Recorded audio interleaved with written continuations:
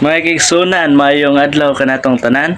So ato sa paminawon ang pahayag sa usa ka magwawali mahitungod nining 10%. Pag human yan ha, atong tubagon. Aniya ang ihang pamahayag.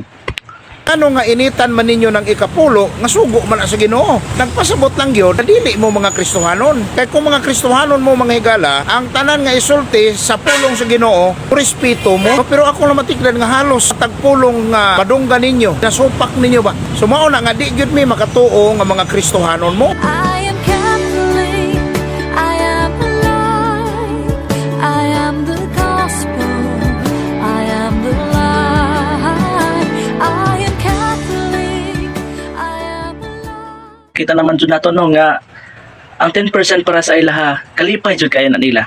Sila magbalik-balik ubasa sa Malakias 3:8 kay mao man jud ang ilahang kuptan kanang nga bersikulo nga kita ko ng mga tao nakawat kita ikapulo og mga halad adto sa Dios. Og sa Jes, sa 3 nagingon, dada ang tibok nga ikapulo ngadto sa templo aron adunay pagkaon didto. So mo na mga kaigsunan ila kining balik-balikon sa pagwali diha sa ilahang mga pundok kanang mga pastor tungod kay mao man kinilang negosyo. Negosyo man ni nila, di man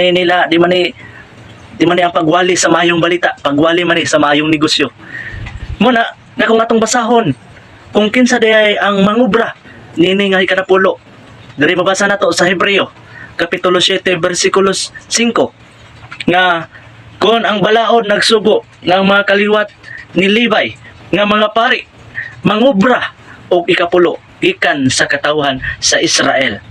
Sa ato pa, munang kung atong ipadayon diri sa 12, Hebreo 7:12 nga nagingon kay kung ilisan ang pagkapari ilisan usab ang balaod mo nang pari man di ay ang gisugo sa pagpangulikta og 10% dili man day mabasa ang pastor muna nga putput ra jud nila para pagsangyaw ni sa maayong negosyo muna nga nagisugot man to ganina ang Malakias 3:10 nga dadon ngadto sa templo.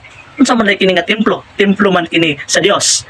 At mabasa sa Ezekiel 41 bersikulo 17 nga ang bungbong sa sulod sa templo gikan sa salog hangtod sa ibabaw sa pultahan gikulitan og mga larawan.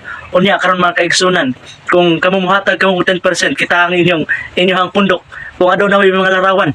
Di kana kung nagpasabot nga wala ka na larawan, budiga ka na. Di ka na templo sa Ginoo. Para mga kaigsunan wala man gud nila nasayran ang giingon sa bagong tugon sa 2 Korinto Kapitulo 9 bersikulo 7 ang nagingon busa kinahanglan nga maghatag ang matag usa sumala sa iyang gusto ug dili magsubo o maghunahuna nga gipugos siya kay ang Dios nahigugma sa malipayong naghatag mo na mga kaigsunan magbantay-bantay ta nining mga kaigsunan nato sa laing pundok nga mangulikta og 10% kay gipugos sila dili hinuon ang ilang gusto mo'y masunod. I